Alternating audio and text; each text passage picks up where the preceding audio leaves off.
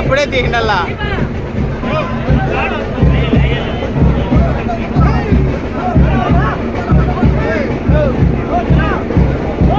Car పైకి ఎక్కమన్నా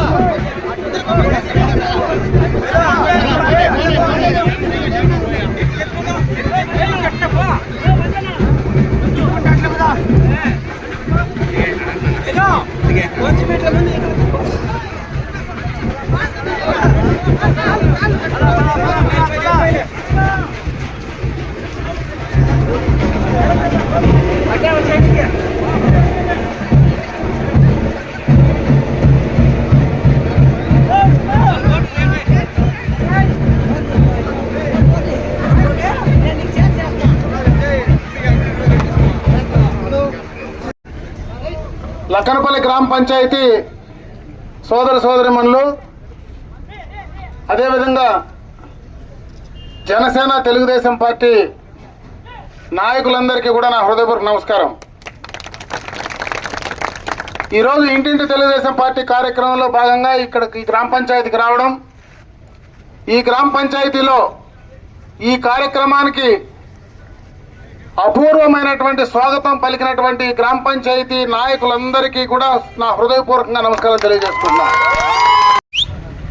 ఈ కార్యక్రమం యొక్క ముఖ్య ఉద్దేశం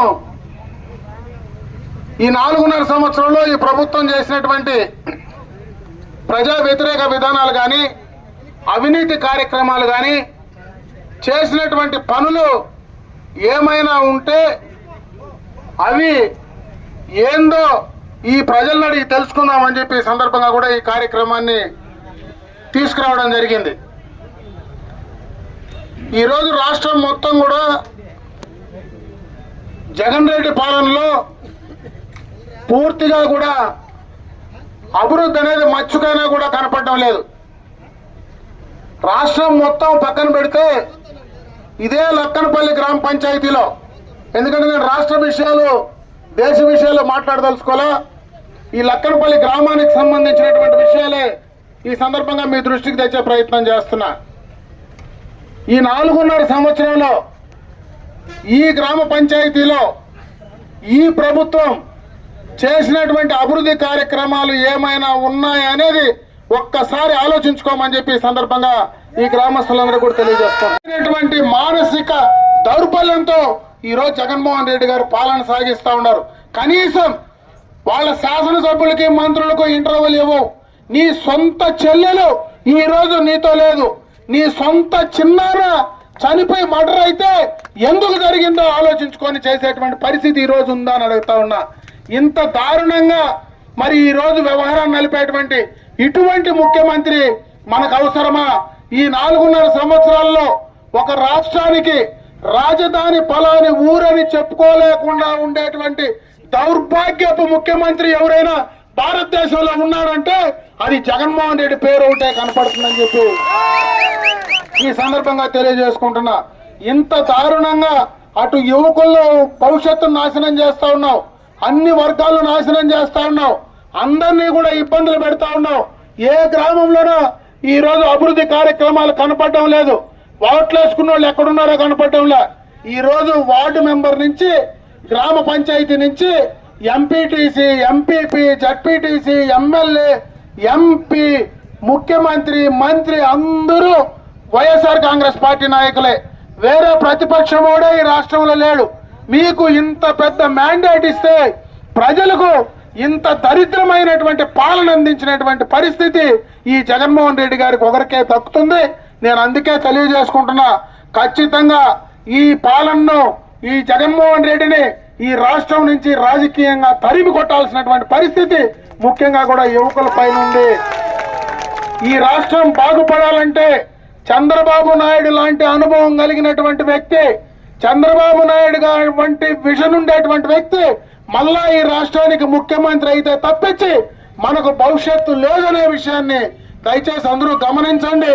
రేపు జరిగే ఎన్నికల్లో తెలుగుదేశం పార్టీకి సైకిల్ గుర్తుపైన ఓటేసి మళ్ళా చంద్రబాబు నాయుడు గారిని ముఖ్యమంత్రి చేయడానికి మీరందరూ కూడా ముందుండి పనిచేయాలని చెప్పి మనస్ఫూర్తిగా కూడా మీకు అందరికీ తెలియజేసుకుంటూ సెలవు తీసుకున్నా. జై హింద్, జై తెలుగుదేశం, జై జనసేన.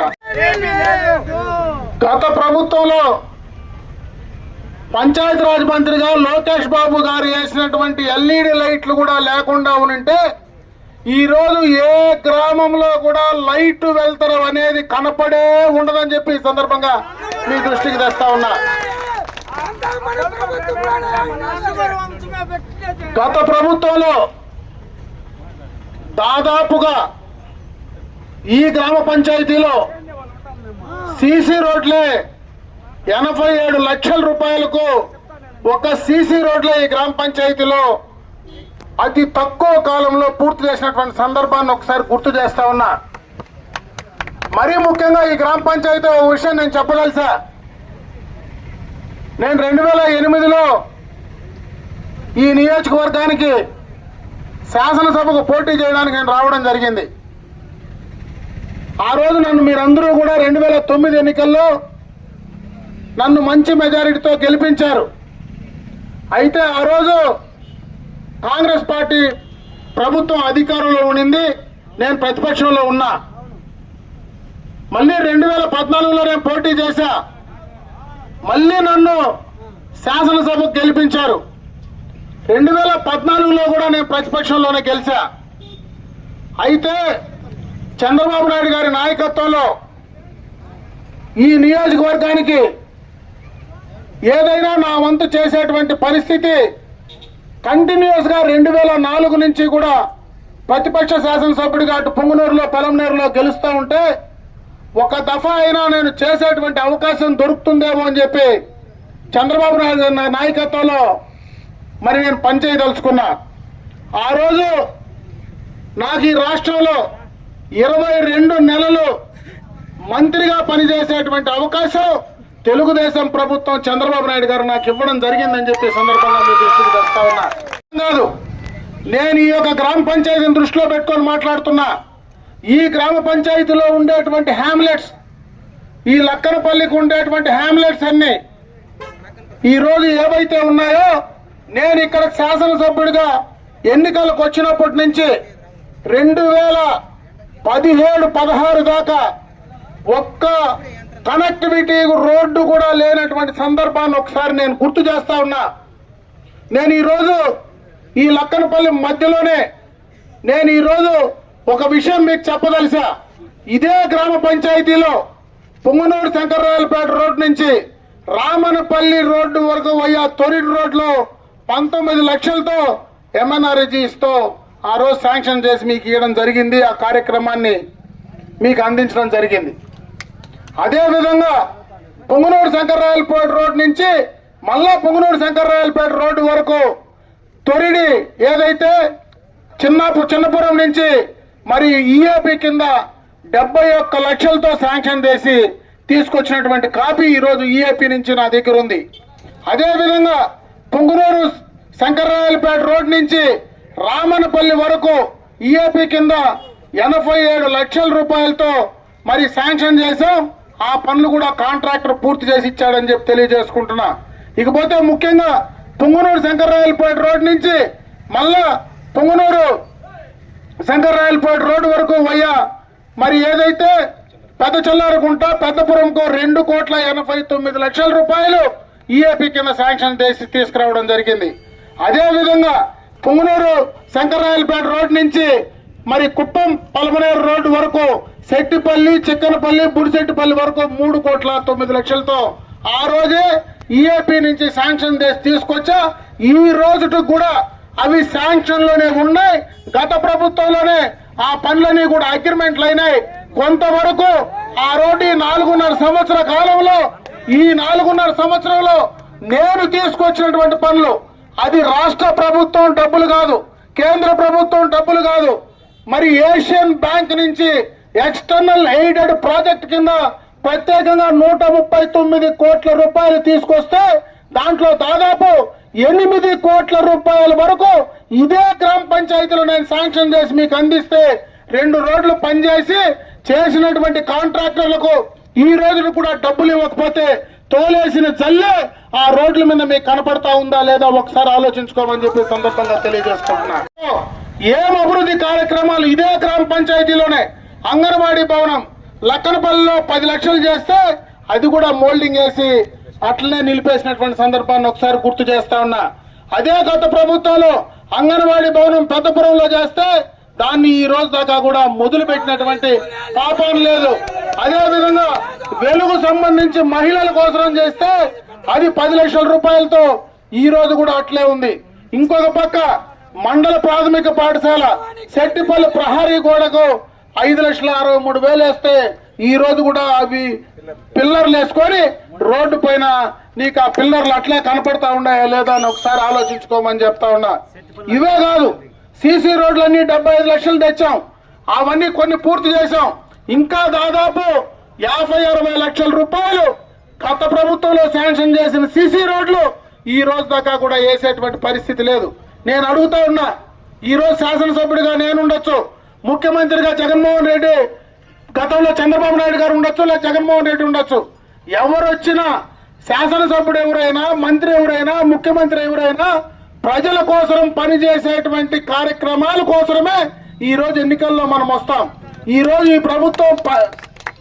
ప్రభుత్వం శాంక్షన్ చేస్తే ఈ శాసనసభ్యుడు పనులు తీసుకొస్తే ఎన్నికలైన తర్వాత ఇంకొక శాసనసభ్యుడు వస్తే ఇంకొక ప్రభుత్వం వస్తే అది ప్రజలకు అందివ్వకుండా ఉండింది గత స్వాతంత్రం వచ్చినప్పుడు 70 సంవత్సరాల నుంచి ఏ రాజకీయ నాయకుడు కూడా ఈ రాష్ట్రంలో దేశంలో చేయలేదని చెప్పి సందర్భంగా తెలియజేసుకుంటున్నా.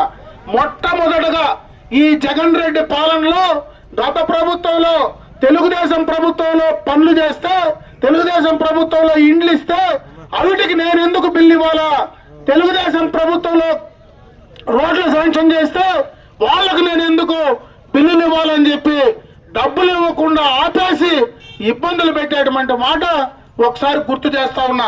మీకు నిజంగా చిత్తశుద్ధి ఉంటే ఆ కార్యక్రమాలన్నీ ఈ 4.5 సంవత్సరంలో తెరిసి శాంక్షన్ చేసి చేతిలో పెట్టినటువంటి పనులు చేయడానికి మీకు ఏమి ఇబ్బంది వచ్చిందో మరి ప్రజలకు సమాధానం చెప్పగలరా అని చెప్పి సందర్భంగా నేను అడుగుతా ఉన్నా. ఎందుకు మీరు చేయలేకపోయారు? డబ్బులు మీ ప్రభుత్వం కాదు, ఈ ప్రభుత్వం కాదు, ఏషియన్ బ్యాంక్ డబ్బులు ఇస్తుంది. ఈ రోజు అప్పుల కోసం మీరు తిరుగుతా ఉన్నారు. ఆల్రెడీ బ్యాంక్ నుంచి డబ్బులు వచ్చి ప్రభుత్వంలో డిపాజిట్ అయితే దాన్ని కూడా ఖర్చు పెట్టలేకుండా ఉన్నారా? లేకపోతే ఈ పనులు చేస్తే తెలుగుదేశం పార్టీకి, అమర్నాథ్ రెడ్డికి, చంద్రబాబు నాయుడు గారికి ఎక్కడ మంచి పేరు వస్తుందో అని ఈ పనులు ఆపేశారా? ఈ ప్రజలకు సమాధానం చెప్పమని చెప్పి నేను ఈ సందర్భంగా అడుగుతా ఉన్నాను. జగన్మోహన్ రెడ్డి వ్యవహార శైలి కూడా ఒకసారి చూడండి. గతంలో ఎప్పుడూ కూడా ఈ ఏ ముఖ్యమంత్రి ఇంత దారుణంగా పనిచేసినటువంటి సందర్భం లేదు. ఈ రోజు ఎవరైనా గట్టిగా మాట్లాడితే వాళ్ళ పైన కేసులు పెడతారు, బెదిరిస్తారు. చంద్రబాబు నాయుడు లాంటి వ్యక్తి పైనే ఈ రోజు దాదాపు 55 రోజులు చెయ్యని నేరానికి జైల్లో పెట్టినటువంటి జగన్మోహన్ రెడ్డి నాలాంటి వాడి పైన ప్రజల కోసం మరి ఏదైనా ప్రభుత్వంలో చేసేటువంటి తప్పులు ఎత్తి చూపితే దాదాపు 35 కేసులు ఈ రోజు నా పైన రిజిస్టర్ చేసినారు. దాదాపు 307 కేసులు, ఆర్మ్స్ యాక్ట్ కేసులు పెట్టి 2-3 నెలలు ఇండ్లకు రాకుండా వాళ్ళు సునకానందం పొందేటువంటి పరిస్థితి ఈ రోజు ఈ ప్రభుత్వంలో ఉంది. ఇటువంటి మూర్ఖపు నాయకత్వం, మూర్ఖపు ప్రభుత్వాన్ని ఖచ్చితంగా కూడా తరిమి కొట్టాల్సినటువంటి ప్రభుత్వ పరిస్థితి ఉంది. నేను ఒకటే యువకులకు అందరికి తెలియజేసుకుంటున్నా, ముఖ్యంగా కూడా రేపు రాబోయే కాలంలో యువకుల భవిష్యత్తు మొత్తం కూడా నాశనం చేయడానికి జగన్ రెడ్డి విధానాలు ఉన్నాయి. ఈ రోజు పెట్టుబడులు రావడం లేదు. ఎవరైనా పెట్టుబడిదారుడు ఈ రాష్ట్రానికి వస్తానంటే వాళ్ళని తరింగొట్టేటువంటి పరిస్థితి.